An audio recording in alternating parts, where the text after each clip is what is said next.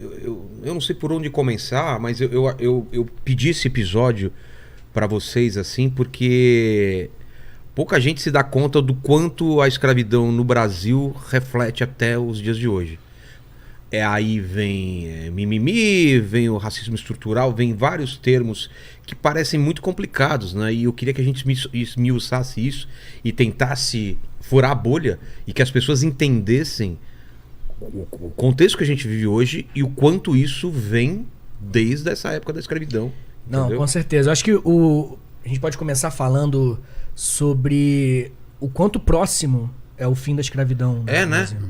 Quando? 134 anos atrás. Tá. Tipo assim, cara, o teu avô, se pá, pegou um pouco. O teu bisavô, Com certeza, meu bisavô. Seu bisavô, com certeza. E aí a questão é, se o seu bisavô for negro, que o Brasil, né, sabe que a gente tem uma mistura muito grande. Talvez ele fosse uma pessoa escravizada.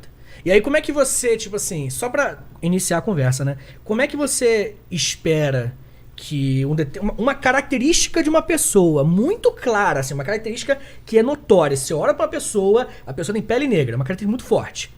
Essa característica carrega uma história de 134 anos atrás.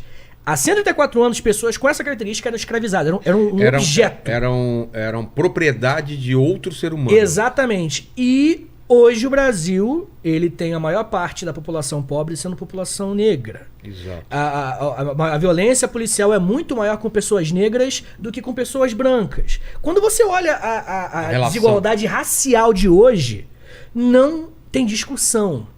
Existe uma correlação, no mínimo, extremamente forte com a escravidão no Brasil. Exatamente. O Brasil, o Brasil, como a gente conhece, ele é o produto direto da escravidão. É isso aí. Então, a instituição mais duradoura, mais perene do Brasil foi a instituição da escravidão. Nada foi mais duradouro, nem a língua. Chegou um momento que o Brasil não falava português. O português é falado há muito recentemente. Então, as instituições que chegaram no Brasil, seja Tribunal de Justiça, universidades, nada disso é tão duradouro, tão antigo e tão resistente quanto foi a escravidão. 334, se não me engano, anos. Ah, é? Eu posso estar errando aqui a data exata, mas 330... a gente pode botar aí mais de 300 anos de escravidão.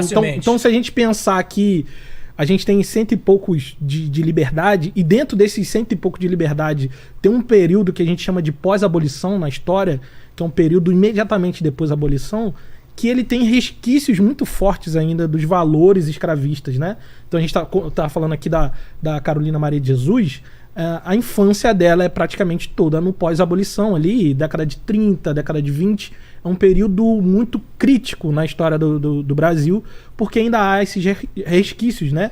Então a gente ainda vê hoje, quando a gente vê pessoas sendo resgatadas de trabalho análogo à escravidão. Recentemente, lá no sul, né? Em residências, assim, pessoas que trabalham a vida toda dentro da casa de uma família e é herdado, sabe? Olha, o Chico Feliz esteve aqui há pouco tempo, eu vi o programa, ele fez aquele podcast. A Casa da Mulher Abandonada. Isso. A Mulher da Casa Abandonada. A Mulher da Casa Abandonada. Se for a Casa da Mulher... A Casa da Mulher, A mulher foi abandonada e entrevistou a casa, né? Chico, como é que é? Exato, né? Casa! Chega a ver de uma casa com microfone, foda. Então, aquele ali é um caso onde a mulher que foi escravizada, né? E ela foi levada para os Estados Unidos como uma pessoa escravizada. Como presente de família. Foi um presente de família. Ou seja, surreal, isso é um valor intrinsecamente brasileiro. Isso é uma coisa muito brasileira.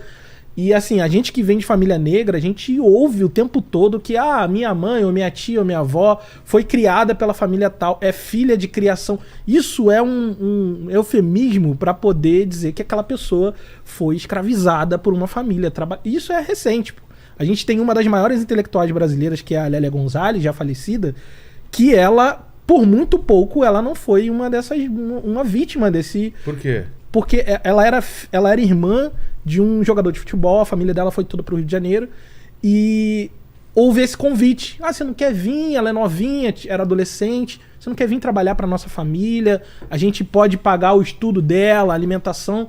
E o que acontece nesse período, na maioria das famílias, é que são famílias vulneráveis, são famílias pobres, e que realmente vê nisso uma oportunidade de que o filho realmente estude. Mas quando a criança chega lá, a realidade é outra. Ela vai passar a vida toda trabalhando como, né, empregada doméstica, numa relação quase de escravidão mesmo, né? Sim. Eu digo quase porque a gente pode até falar um pouco mais pra frente sobre isso. Eu digo quase porque a escravidão ela tem algumas propriedades para você dizer assim, é escravidão, não é escravidão. Sim, muito bem observado. Tanto que, eu tô falando aqui, pelo amor de Deus, tá? Não quero ser o dono do microfone, não. Mas em 1940 o Brasil, o Código Penal brasileiro, ele definiu, né, o que, tipo... Agora tem pena, 1940, tá? Agora tem penas específicas para trabalhos com condições análogas à escravidão. Então, tipo assim, de 1888, que foi quando a Lei Áurea foi assinada, né? Quando acabou a escravidão oficialmente no Brasil, até 1940, casos de pessoas vivendo com trabalho, com condições análogas à escravidão, eram muito comuns. Muito comuns. Não tem a corrente, não tem a possibilidade da pessoa sair de lá. Isso. Mas a instituição, ela tá presente. Lógico. A instituição da escravidão, ainda que ela não seja mais legal no Brasil, a instituição da escravidão, ela tá presente até na arquitetura. Eu moro num apartamento lá no Rio de Janeiro, e a maioria dos apartamentos no Rio de Janeiro são assim, que tem o quartinho da empregada, o famigerado quartinho da empregada. Sim. Então, fazia parte do projeto de todos os apartamentos da década. Exatamente. Quando você pega a estrutura, o quartinho da empregada ele é separado do restante da casa pela cozinha. Tem a casa inteira, a cozinha, área de serviço, quartinho da empregada. Normalmente sem janela, sem ventilação. Exatamente. O quartinho da empregada, que lá em casa é o quarto do entulho. Vira o depósito normalmente da casa. Ele é um basculhante. A janela ali, a entrada de luz é um basculhante, não é uma janela. Então a gente vê que a instituição da escravidão ela é muito presente no Brasil. E a gente chama de análogo à escravidão e não escravidão propriamente dito, porque para ser escravidão a pessoa tem que ser legalmente propriedade de outra pessoa. Tem um detalhe, acho que vocês podem dizer se isso é verdade ou não, a respeito do sobrenome, né? Quando se fala assim, por exemplo, meu nome é Anselmo dos Santos. Diziam que esse dos que foi colocado é porque eu pertencia à família Santos. Isso é muito comum. Não é que era uma regra assim, tem que ser desse jeito. Mas é muito comum que isso aconteça principalmente nas plantations, né? As grandes fazendas, porque tinha muita propriedade escrava.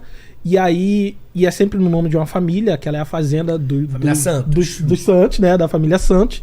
E aí todos aqueles escravizados ali... Ele vai ser o sobrenome dele. Vai ser o João, o Francisco... Nossa, eu nunca tinha ouvido falar sobre isso.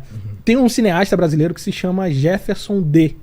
E o nome dele é Jefferson D porque ele não quer botar o restante do sobrenome. Sabe o Malcolm X? Sei. Por isso que o nome dele é Malcolm X. O X é justamente para não representar a origem desse nome de origem escravagista. Isso. Sabe? O X é uma forma dele... Ele se auto-intitulou Malcolm X para poder se distanciar. Fala, não sou daquela família. Eu não pertenço a alguém. Não sou Qual era o nome dele? Putz, eu nem sei, cara. O nome dele é Malcolm Little. O Little era um nome dos proprietários da família dele, né? O nome de verdade dele é Malcolm Little, E aí depois, no caso dele, como ele fazia parte de uma religião islâmica, né? Uma vertente islâmica, ele ganhou um outro nome também, um nome árabe, né? Entendi. Mas tem essa coisa do nome, ela é muito presente no Brasil, e a gente vai encontrar, assim, quando você pega jornais com anúncios de escravizados, às vezes fugitivos, tem um nome. E nem sempre é, por exemplo, dos Santos. Às vezes vai trazer ali o nome da origem dele lá do país. Então vai ser o Francisco Benguela, o Manuel Congo.